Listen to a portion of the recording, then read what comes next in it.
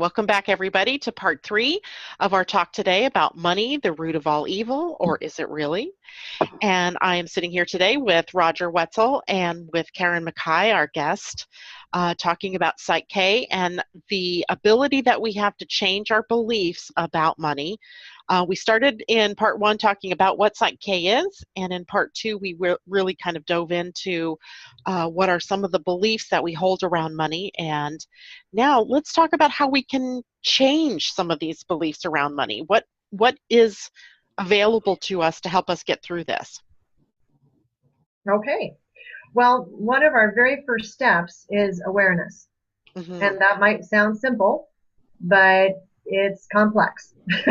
So we need to first develop an awareness of what programs and messages we're actually operating from. And the best way to do this might be to take a little tape recorder, or you could use your cell phone and use the little recording device built into your cell phone these days, and just have a monologue about any subject you want, and just start talking. And what are your thoughts? What are your ideas about, let's say, relationships?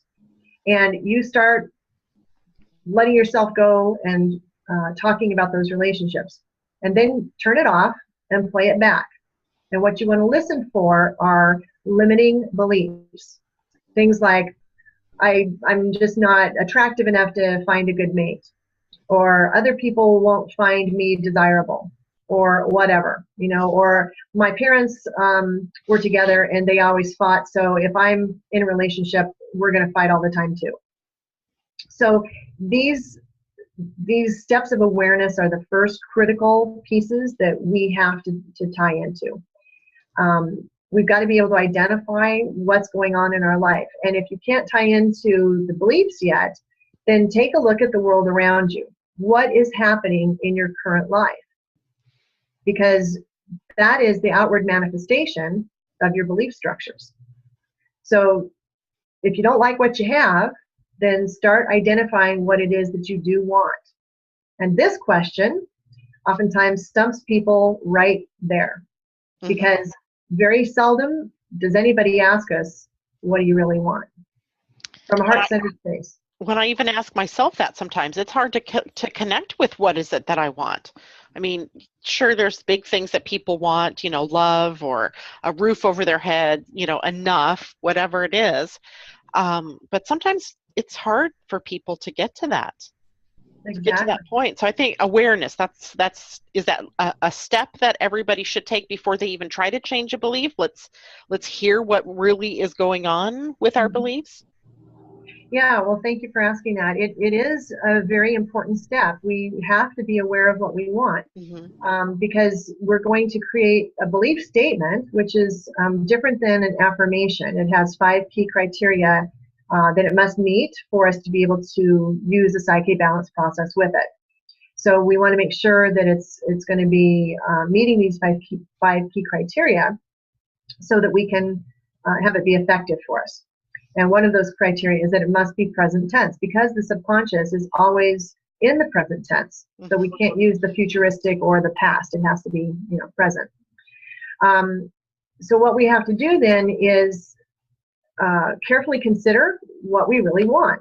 And I suggest to people, write this statement down on a piece of paper, because oftentimes what we think we're saying is not what actually ends up on the paper. And we write it down and we go, oh, well, that's not what I mean at all. Yeah. You have to really rethink it and say, okay, so what is it that I really want? I think I know what I want, but I'm not sure that I do. We have to know where we're going.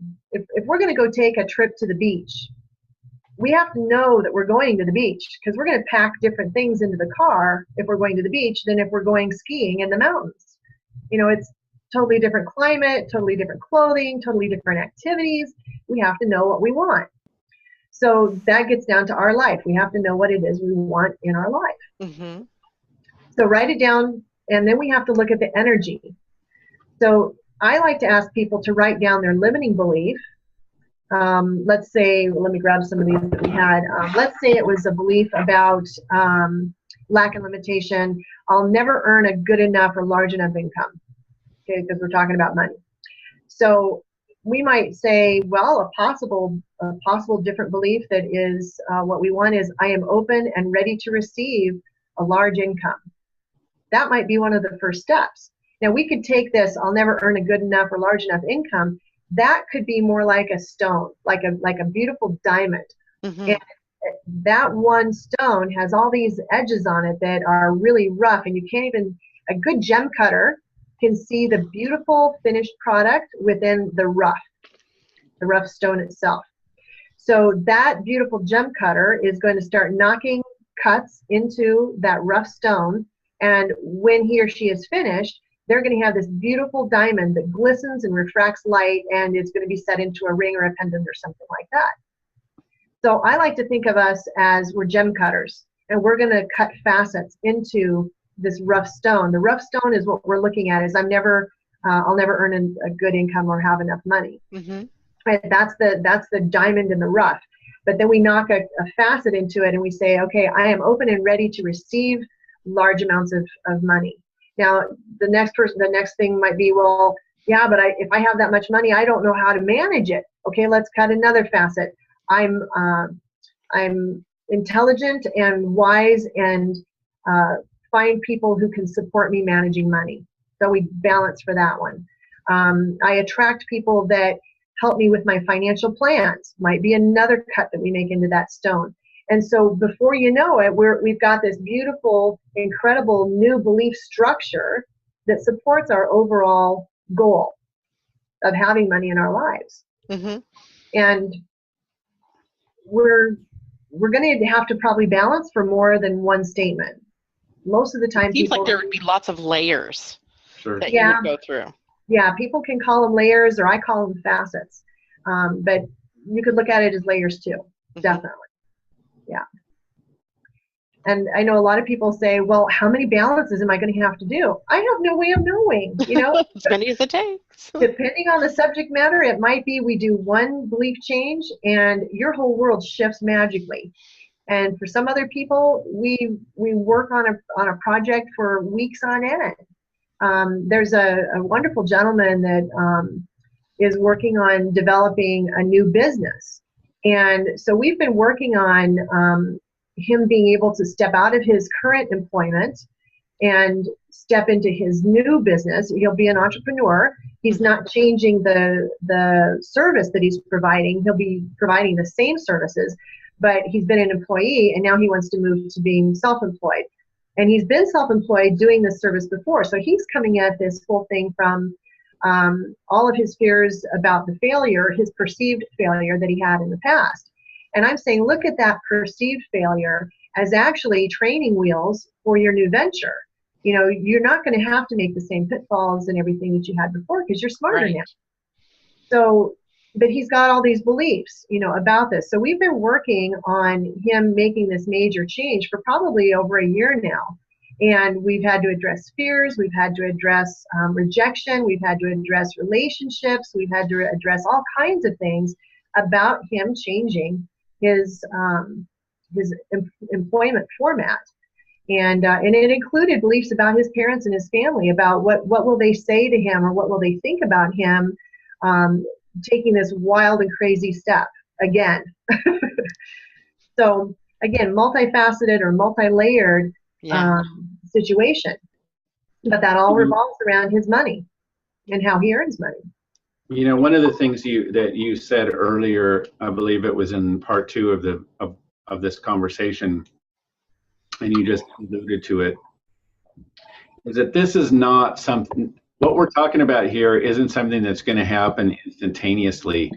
And we live in a world that, it's like, oh, I want to have a Rolls Royce. So tomorrow, if I have all these positive thoughts today and tonight, and in the morning tomorrow, I'll have a Rolls Royce.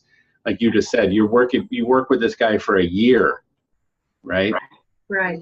And so I think that's, for me, I think that it's one of the things that in this kind of work that it would seem that you have to overcome that idea of I want it now. And so I'm going to come to you and I'm going to work with you for like a week, and then I'm going to have everything, my life's going to be perfect.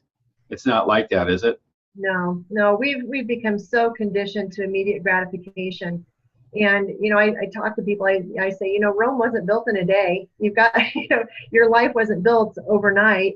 You've spent however many years becoming who you are right now. Yeah. And that's not bad. We've got lots of wonderful, incredible supportive beliefs within our system too. We're only looking at changing the programs or the belief structures that are not supporting us. And yeah, there's two ways of understanding this. Well, there's probably more than two, but let's go with two. We can have people who will change one belief or two beliefs or maybe 4 or 5 in a 1 hour session, and their whole life shifts. I've seen it happen time and time again. We have a whole process that we use for helping people with allergies. And I've seen people go from anaphylactic shock conditions if they eat shellfish to working with the subconscious in one session, and they go out and eat shellfish or sushi or whatever it is that would trigger them, and they don't have the problem anymore. Wow. I mean, it's That's that incredible. huge. It is huge. But now, does that happen for everybody? No, not necessarily. I've been working on a milk allergy, or perceived milk allergy, let's put it that way, for the past 6 years, because I've had challenges with my physical system when I eat milk or milk related products, specifically, ice cream or things that are really rich in milk, heavy cream based things. I get stuffy nose and, runny nose and that kind of stuff. And it doesn't put me into an anaphylactic shock condition, but it's irritating and it's not really all that pleasant. So I've been working on that for 6 years. So why is it that one person can have this anaphylactic shock condition go to a non-reactive state at all in 1 hour, and I've been working on it for 6? Well, I will tell you that I've come to understand that I'm being given the information in pieces, that it's a much more complex thing for me than it was for this other man that had the anaphylactic shock with shellfish. So then that takes us back to other things. We are so multi-layered, and we are such complex beings. We are truly complex beings that we might need to have several different sessions. And like this man I was telling you about that I'm helping him with his business piece, he's confronting all kinds of things in our sessions over the past year. And he's like, I get that Rome wasn't built in a day. I understand that. And I want to work on the things that are keeping me back from my desired future. So that's what we do. Each month we meet and we'll talk about whatever it was that showed up in his life in the past month that was holding him back. And we address those issues. And he knows that he's so close. Like he wrote to me the other day and he said, on such and such a date, I'm giving my termination, and on 2 months later, I'm out of there. I'm leaving. And he says, I'm going to give him 2 months to transition without me. But we've also talked about the possibility that they might not want him. And then he gives them the word that he's leaving and they boot him out. And he's like, I can handle that. I'm ready for it. So does it happen quickly? Absolutely. I've seen it. Does it happen that way all the time? No, it doesn't. We have to be understanding of ourselves that we are complex beings. We are unique. And sometimes things take a little time. And the other good thing about PSYCH-K that I love is that we have oftentimes a domino effect. So if we knock down one belief and we have all these other things that are tied to it, those things topple over when we hit the kingpin. That's cool. So sometimes that happens too, and there's no way to know if we've got the kingpin or not. Right. I suppose if a lot of things start toppling, then you know. Ooh, yeah. we had the core here. Exactly. Yeah. It's a mystery. Our lives are a mystery. And I think that's part of what makes our lives so fascinating, is that we don't have to have all the answers. And, what fun would it be if we just had everything immediately? There'd be nothing left to shoot for. So I would guess that's why we come here to the physical world, because it would be challenging, because I would suspect on some other plane we don't have to wait for anything. Yeah, I'm there with you. Yeah. Now, I think earlier in one of the parts we started to talk about hardware and software. Do you want to jump into that now and tell us about what that means in terms of PSYCH-K and our beliefs? Sure. We can talk about that. And is that about how we start to change the beliefs? Because that's what this part was about, was really how do we get in there and start changing these? Well, Yeah, that's more about process. And, I can't really share how to go through a PSYCH-K process in our conversation here. Oh, It's yeah. much more complex than that. And when we do a workshop, which is where we transfer the knowledge about the PSYCH-K processes, we do those in highly experiential workshops. And so people come to a class, and there's usually 10 to 15, 20 or more people in a workshop. And so you're going to be interacting with other people, and you're going to be practicing the processes that we teach you. So there's always a thorough demonstration of how to do the process, and then you engage in it yourself. And so you're working on things that matter to you in the class environment. It's not just about come and do things that don't matter about you personally. You're going to get to work on personal subject matter in the workshops. Mm-hmm. So that's really cool. But of course, I can't share all of that because it's very involved. But the understanding part of what's going on with the hardware system, our brain, is very important. And sometimes this is a bit of a challenge for people to get around because they think that their consciousness is their brain. And it's not. I mean, it's just not at all.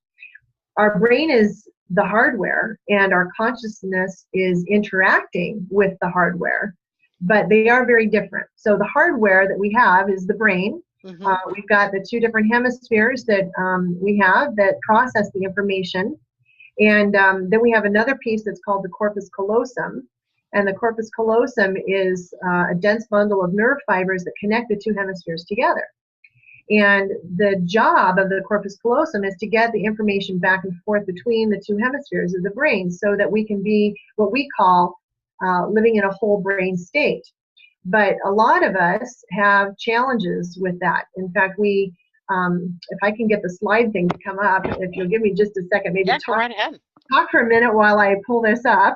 I'm going to chase down this bee that keeps attacking me over here. I really want to ask it if it has a message for me or something, but not appropriate, I suppose, in the middle of an interview.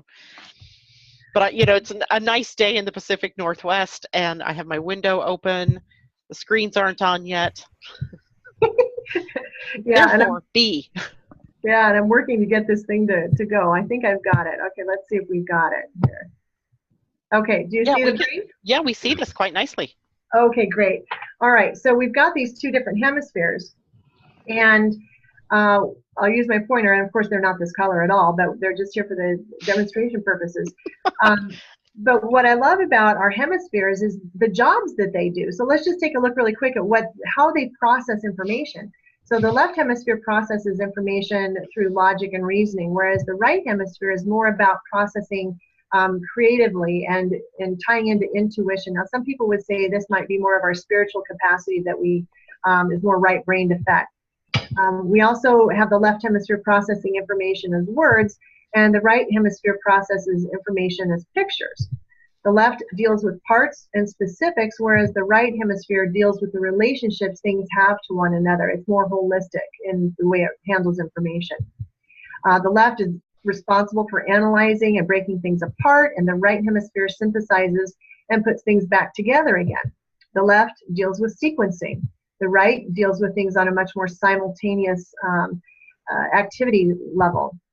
The left identifies with individuals, and the right identifies with groups. And the left is highly ordered and controlled, whereas the right is spontaneous and free.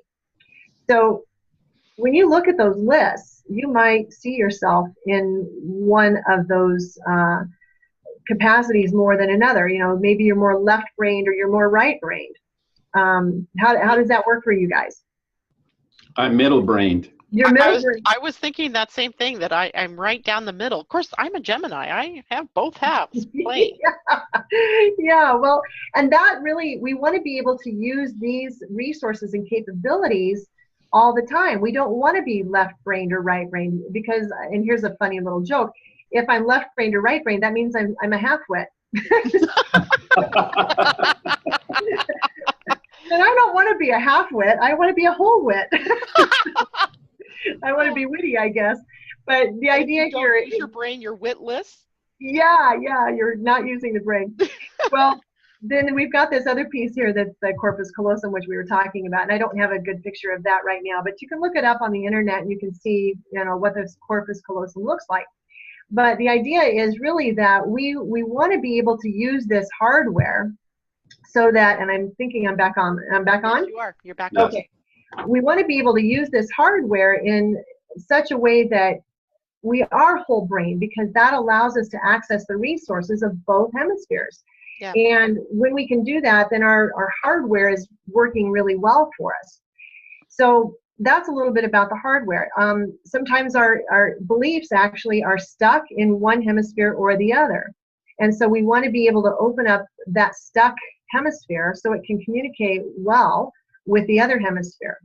Now, remember the story I told you about how I was as a child, where Yes. I didn't play well with individuals and I didn't do well with groups? Mm-hmm. So that would be both hemispheres not being really very well activated in regards to people and relationships. So that's like neither one wanted to be present in that respect. So as time went on, I've been able to activate those hemispheres when it comes to relationships with people. And now I'm quite comfortable with people. But before, I was really shut down in both of those hemispheres when it came to relationships.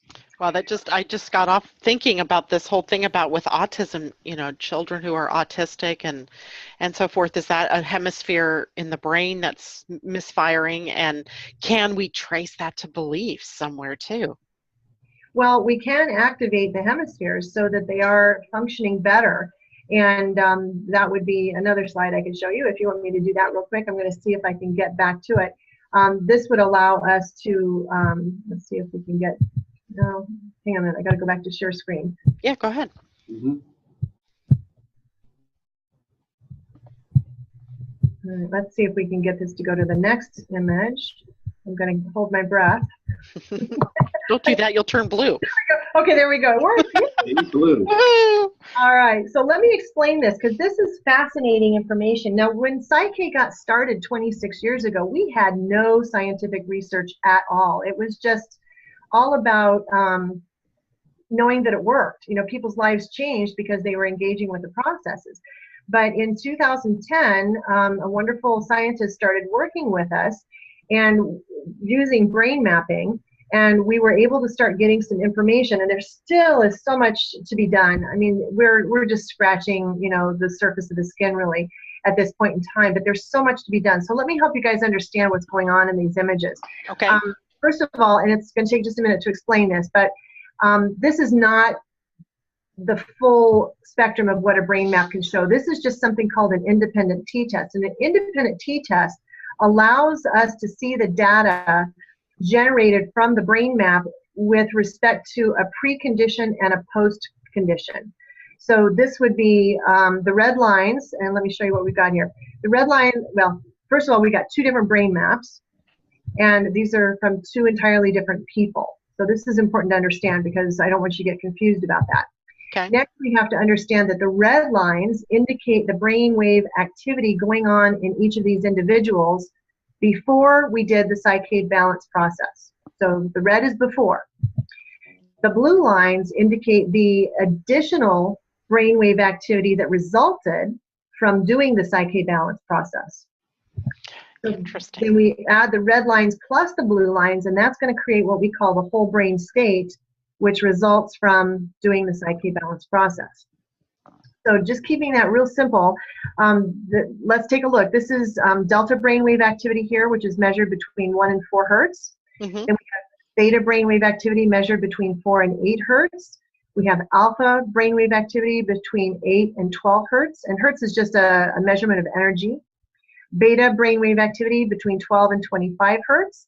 And then we have high beta down here, which is between 25 and 30 hertz. And then these three images are breakouts. We've got beta 1, beta 2, and beta 3.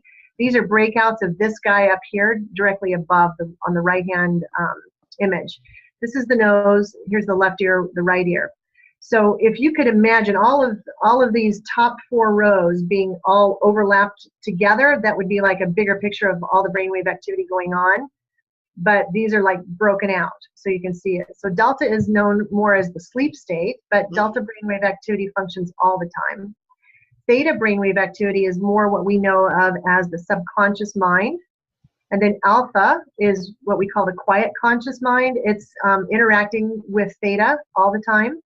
And then beta is more about our conscious brainwave activity, that the things that we're using for decision making, evaluating, those kinds of projects. So just look at the red lines here for a minute. You can see these red lines. Let's just look at delta for a moment. And we see most of this brainwave activity is taking place in the front of the brain. There's some red lines here back underneath that we see, towards the back. But really, we don't have a lot over here on the right hemisphere. And we really don't have any red lines over here on the left hemisphere. But when the balance took place, which is this is about 4 to 5 minutes apart. Okay, so red lines, and then we do the balance activity, and then, which takes maybe 3 to 5 minutes, and then we do another reading. We get this new activity that shows up. So this is engaging the left hemisphere and the back of the brain at the delta level. Now we see what's going on here in theta. We've got similar pattern here with the activity in theta, but the brainwave activity is different when it's the after the balance part. We see a big difference here. There's a lot of new activity front to back in alpha. And we see some new activity that resulted in the beta level. So there's change that's happening in the brain. Now take a look at this other person.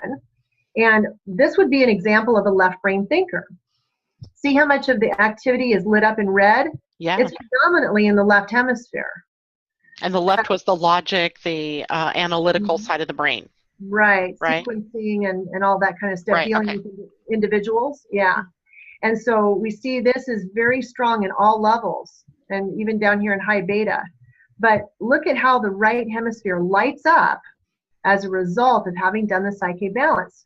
So when you're talking about could this help autistic people, absolutely, it helps all people. It helps us access our brainwave activity differently than how it's running. So it's very, very fascinating information, and science, is great because it helps us see so much more than what we've got, and it allows us to have validation about kind of this airy-fairy area that we're looking at with the PSYCH-K processes, because there isn't a lot of visual change that happens. Like, we don't go from being blue-eyed to brown-eyed or something like that. I mean, we're not going to see something strange like that happen. No, yeah, and it's somebody's word that they're saying, oh yeah, this has changed in my life or something like that. It's subjective, where this is pretty much right on, being able to see it objectively in a scientific way. Right. That's amazing to me. Yeah, it really helps people feel more confident that these processes actually make a difference. And I know for myself, I'm not a person that feels something pretty strongly in my physical body when a change is made with a balanced process. I go from not being bored to, okay, now I think I'm done because I'm bored.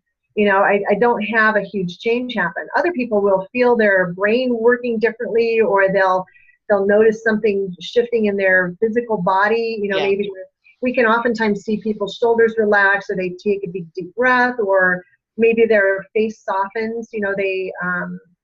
Maybe their brow is really furrowed and then that relaxes or something. So we can oftentimes see physical things, but like for myself, I don't really notice a lot. So for me, getting to have a brain map was really a powerful experience, because I got to see that even though I didn't feel something happening, it really was. It really was. Right. Yeah. So which one of those brains was yours? Neither one. I don't want to disclose that I'm a half-wit still. No. Oh, okay. You're still working on the whole wit. Yeah, I'm still working on the whole wit. Well, I'm much more whole wit now than I used to be. That's for darn sure. That's cool. Yeah. To me, that's just amazing. When I first heard about PSYCH-K, God, it was probably 2003, 2004. None of that was being done yet, I'm sure. And I was impressed with at that point. So this to me is just amazing. This takes a lot of those people that are the naysayers or the skeptics and shows them sort of in vivid picture that there are changes happening. Yeah, exactly. Well, so we were talking about the hardware. Let's talk about the software now. So the software is really our subconscious mind. And so this is where we talked, I think it was in the first section of this program, about our energy field, and that the subconscious is actually an energy field. It is not something physical that's located in our body somewhere. Mm-hmm. And science is starting to come around to this understanding that the subconscious is not in the body, but it's taking them a while to get out of that old train of thought. So if would it be like what they call in quantum physics the non-local mind, or yes, the non-local? So it's not in, you can't trace it somewhere to the body, it's in the energy field. Right. So if we can go with this kind of expansive idea that we have this energy field that's all around us, and you can, I mean, imagine it however big you want, but let's just say it's, you know, it's within my arm's reach. Mm-hmm. It's larger than that, obviously, but so here's my subconscious energy field around me. My energy field is interacting with the energy fields of all the other people. It's interacting with the energy field of consciousness in general. It's interacting with the energy field of the high self, or the over self, or whatever you want to call it, God, universal mind, whatever. Yeah. So there's this non-local effect that's available to us. We do not have to be doing anything in particular to be able to have this interaction take place. It's taking place all the time. So when somebody says, oh, I just had the intuition that I should do such and such, you know, they go, well, how did you know that? And you say, well, I don't know. I just have this idea or understanding that I need to go do something. And you go act on it. And sure enough, it was the best opportunity that, you know, showed up. So we're always picking up all this information from around us. So this is our software system. We have to understand that the software system that we have is available to be worked with at any point in time. And I wanted to bring into account Lynn McTaggart's book, The Field. I don't know if many of your readers have looked at that book yet or read it, but it's a really fabulous book. And then also Greg Braden's book, The Divine Matrix, because it will help you understand more about this energy field. And Greg is very involved in quantum physics, and so it's going to be very expansive, mind-blowing information. But you know, really start to take a look at what we're interacting with. We're interacting with incredible power that we're not using very wisely at all. So when we can work with this to change our beliefs, then we've got all sorts of cool stuff at our fingertips. Yeah, The Divine Matrix was a really good book. I read Lynn's book a long time ago. We're actually interviewing Lynn next month. Awesome. Good for you. Yeah, it'll be awesome to have her on. After we've just had this conversation, we can delve into the field. Oh, congratulations. That'll be a wonderful program. Yeah. Well, so a couple of examples were, have you ever lost your car keys and your friend says to you, have you looked under the couch? And you're thinking, you know, why would she even say that to me? You know, but sure enough, you go look under the couch and there they are. Yeah, I've actually had that happen. Okay, well, so she's tying into the energy field. It's, you know, where I've been the one to say, oh, go look in your car, or go, you know, look. Yeah. Exactly. So your subconscious is communicating with her subconscious. You're probably too stressed to be able to get the messages from your own subconscious, but your subconscious says, oh, well, Sally can pick up on this information and she'll reflect it, you know, to Janet. So your subconscious sends the information through this non-local experience to Sally. Sally is receptive to it. She says, hey, Janet, go check under the couch, and you go do it, and you go, oh, there they are. How did she know that? She's psychic. Well, and we all are. Yeah. That's the whole thing. We all are psychic. And that's pretty neat. So there's another really neat book I wanted to share, which is, and I just happened to have an intuitive moment when I was visiting my daughter in San Diego. She'd taken me to this wonderful metaphysical bookshop that I have enjoyed, and I said, on my last visit, I said, I think we need to go to that bookstore again. And she goes, why? And I said, I don't know. There's just something there for me. I just know that we need to go. Do you mind taking me up there? And she says, no, let's go. So we jump in the car and we go. And we get up to the bookstore, and I can't figure out what it is. So I just start wandering around the bookstore, just saying, okay, I'm open, you know, let me know. And there's a guy unboxing a bunch of brand new books. And he doesn't throw them, but he stacks them off to the side, you know, as he's unpacking. And the top book is this book, and it's called, the author is Judith Pennington, and it's called Your Psychic Soul, Embracing Your Sixth Sense. And in this book, she's got all kinds of brain science research in there about how our psychic abilities are now being detailed by brain research. Yeah. So it's a great book. It's easy to read, and most people will, find it very interesting. So we're broadcasting our messages, like Roger had said earlier. We're receiving messages. We're broadcasting. It's like we're our own radio station, but we're sending and receiving. And so we've got to be careful about what we're broadcasting, because the beliefs that we send out into the universe are being held in that state of collective consciousness. So very important. It's interesting, and because I've just been listening and observing, and I find it fascinating that what we know, we have to prove scientifically to make it true. Isn't that amazing? Even in this conversation. Yep. Right? Well, we're operating. Like the level of excitement of that science is finding this to be true is like, well, isn't that an interesting way to look at things? Because it's almost like we've invalidated, or it's not valid enough that we know that these things are the way that they are, because we've experienced them and they've had great results in our own lives, even if it's just the three of us, right? Mm-hmm. But there's also that belief that that's not good enough. Yeah, and I appreciate that comment so much. Thank you, Roger, because we oftentimes have to have science to create this proof. There's other people, and I would say that the large majority of the PSYCH-K instructors could have cared less about this brain science being offered in the PSYCH-K realm. We had the scientists come and share this information, and most of the other instructors could have cared less. They weren't moved by it. Now, I, on the other hand, because I grew up in a very science-based home, my mom was a chemist and my dad was a physicist, as well as an electrical engineer. And so I lived, breathed, and slept with science. And, it's like, that was just my life. So when this information was offered, I was thrilled. But the majority of the other instructors just said, well, this is interesting, but it doesn't change a thing about how I'm going to present PSYCH-K. And it hasn't changed really a thing about how I present PSYCH-K either, because my spiritual side of me knows that so much has already happened within me. And that inner knowing is more profound for me than the science.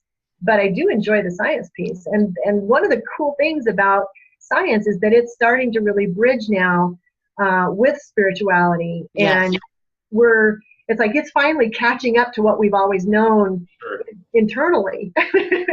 Well, I think it's just validating, right? To be able to see it. Yes, I have faith and I trust and I have all this, but there's always going to be somebody out there that says, can you prove it? And now you've got this ability to say, yes, I can. By the way, look at this. So yeah, I think that having that information is very important. Mm-hmm. But at the same time, we have to be really. I just find it fascinating, just like thinking about it and just actually listening to you two, like get excited about it. Because I'm not a science guy, but like on the other hand, my brother is like a total scientist geek, right? So he would need this information. So it's good to have this information. Yeah. As to support this, but at the same time, it's both and, I guess. Yeah. Well, and I was just thinking as you were sharing that, Roger, that it's really about feeding the left hemisphere, because the left hemisphere is all about logic and reasoning. So the science feeds the left hemisphere. And then our spiritual nature is fed by the experience of the change processes that we go through with the PSYCH-K stuff. So it's that inner knowing piece, or the connection to the divine, that says, this is real. It's very real. So it's about those two hemispheres having that conversation where they lock in and they go, okay, both of us have it. Now we're whole brain. Sure, yeah. We're not half-wits anymore. We're whole wits now. Whole wit. Yeah, I'll probably never live that down now. I think you should put that in put that in the Urban Dictionary. Yeah, I'll have to do that. If you're a left brain thinker or a right brain thinker, you're a half-wit. Right. Yeah. Gives a whole new meaning to half-wit, I think. Yeah. So, we're back to the whole thing about our beliefs again. And I think it's important for us to really consider in regards to money, what we're thinking about, and how are we thinking about money, because it is a big part of our life, and most of us desire more than what we have, and it seems like money can be very elusive when it doesn't have to be that way at all. And one of the most important things I've learned about money over the last 6 years is that the more I chase after it, the more elusive it becomes. But when I can sit back and be in a state of gratitude, and I balance for knowing that I always have more than enough money to meet my needs, guess what? I do. Yeah. So our interaction with money is very important. And one of the things that I have found that's helped me just from a visual perspective, because I'm a very visual processor, is to think about money as a river. And if you're on the bank and maybe you're standing, your feet aren't even in the water. But if you're standing on the bank saying, I wish I could have money, I wish I could have money, I wish I could have the river, all you have to do is really step into it. But now let's say you go ahead and you step into it, but you're frozen and you're thinking, I don't know how to manage this. I don't know how to do this. I don't know how to swim. I don't know how to float. I don't know how to do all these things. And you get so wrapped up in the I don't knows, then that's going to stymie you or prevent you from really being able to get in the flow. So the goal, the way I look at it, the goal visually is for me to be able to be in the flow of the river, so that there's always plenty of money. There's always plenty of money, and it's around me. So now it's a question of, do I receive money? Do I accept money? Do I welcome money into my life? Is the flow a part of me, or do I see myself as separate from it? Yes, that's an important piece right there too. Yeah. Because then there's a feeling of that separation, and you're always grasping for something as if it were outside of you and unattainable, as opposed to something that all you really have to do is reach into the river and it's right there. Yeah. And so then going back to this idea that money is really God, or money is really this universal energy, then it takes us into the question of our relationship with the divine. Mm-hmm. So are we blocking the divine? Are we in flow with the divine? Are we connected with the divine? Is the divine us? Are we an element or a segment of, or are we the divine? So lots of questions to be asked, and that all brings us back down to our beliefs, because if we understand that money is just one expression of the divine, truly it is. Yeah. We have to say, okay, I am open, willing, and ready to receive. I do receive. I express and accept and love money. I love the divine. I am part of the divine, and I'm swimming in the divine all day long. It's a beautiful place to be. Yeah. And I'm not rich. That's not my goal, by the way. I'm not out there to become rich. I'm out in the world now to be of service. And as I am of service, other people value the service I provide, and then that provides for my inflow of income. But I think we have to really take a very different look at how we want to be participating in the world. A lot of people say to me, I hate my job, I hate what I'm doing, I'm miserable, I could care less about this job. And that's really where they're at. And I say, well, how's your money flow? And they go, it sucks, I don't have any. And then I say, well, what if you considered something differently? What if you said goodbye to this job and you dove into the kind of thing that you really love? Like, maybe somebody's an incredible singer and they have this very rich, wonderful voice, and they love to sing, and they love it when they go to a party and somebody says, oh, would you sing a song for us? And everybody cheers and claps when they do, and the whole room is just shocked at the beauty that this person expresses through their voice. Mm-hmm. And they say, wow, you should be on stage, and you could be at the Met, or you could do this, or you could do that. And the guy goes, no, I can't do that, and they go, well, why? Well, because I've got this job. And I'm like, oh my God, live your purpose.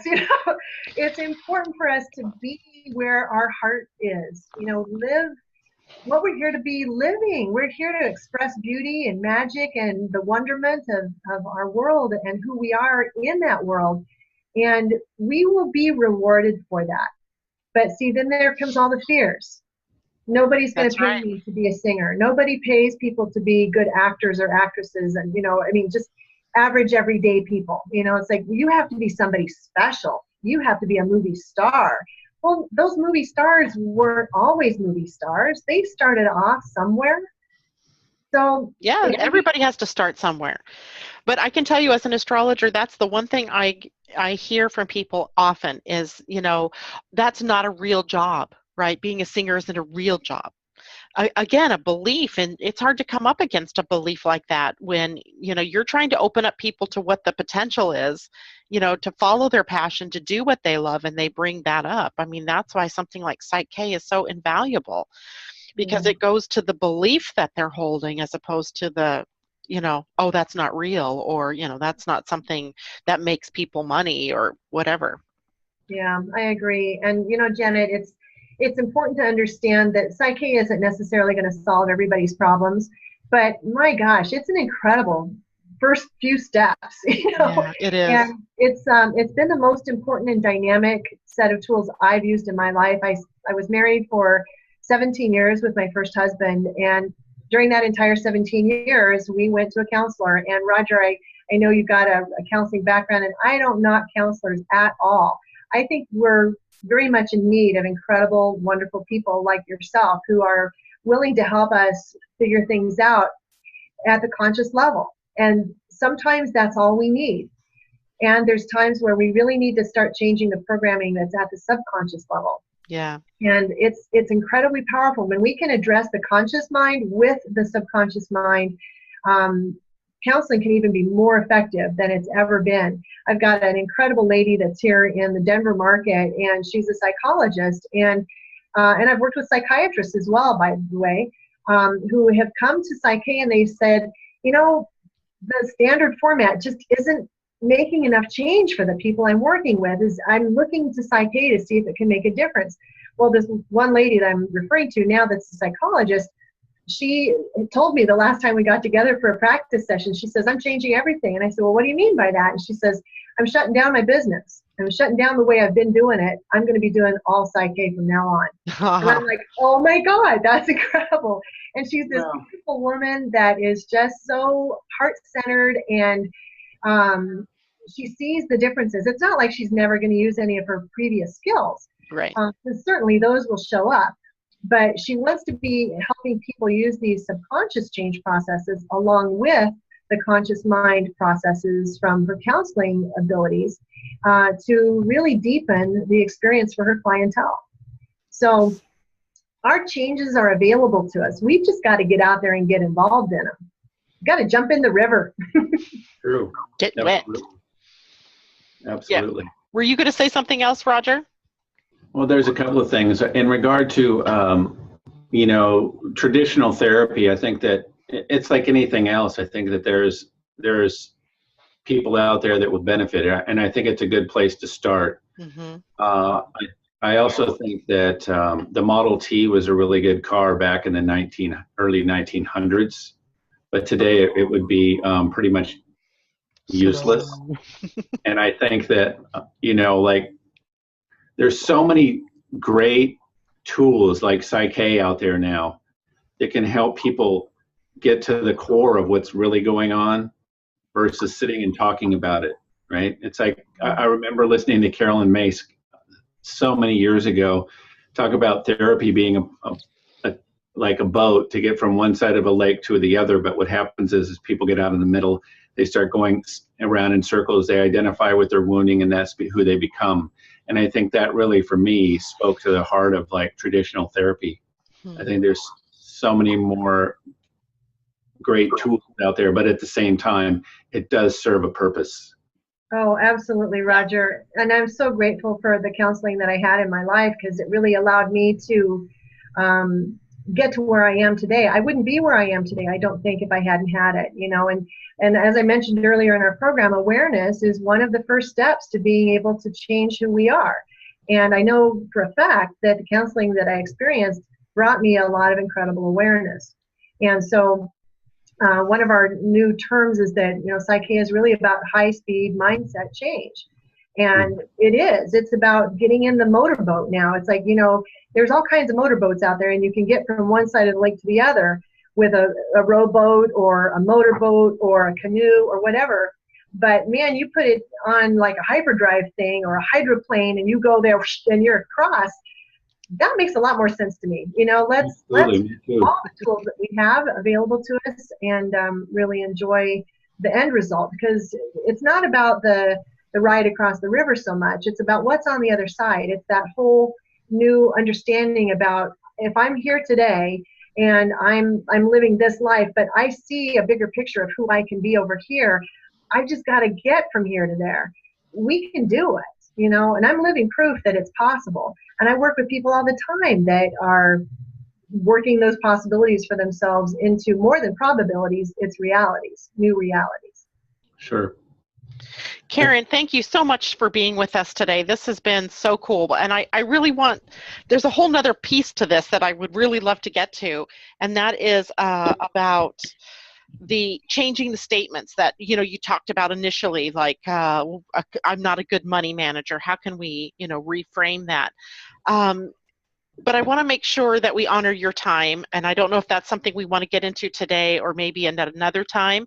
In the interest of time, then, let's share with our listeners where they can get a hold of you, where they can find out more information about the work you're doing and more about PSYCH-K. Okay, well, great. Thank you so much for that. First of all, I want to make sure that everybody understands that I am one of, I think we now have 41 instructors internationally. And so I'm not the only one out there that can help you. There's a lot of wonderful PSYCH-K instructors. Do want to make sure that you understand, please do work with a certified PSYCH-K instructor. And it's very important that you find them on the PSYCH-K International website. If you're searching for someone other than myself, please make sure you get a hold of somebody that has had the proper training, that understands these processes inside and out, because it's very important for your own well-being that you get the very best product out there. So you can find me at subconsciouschange.com.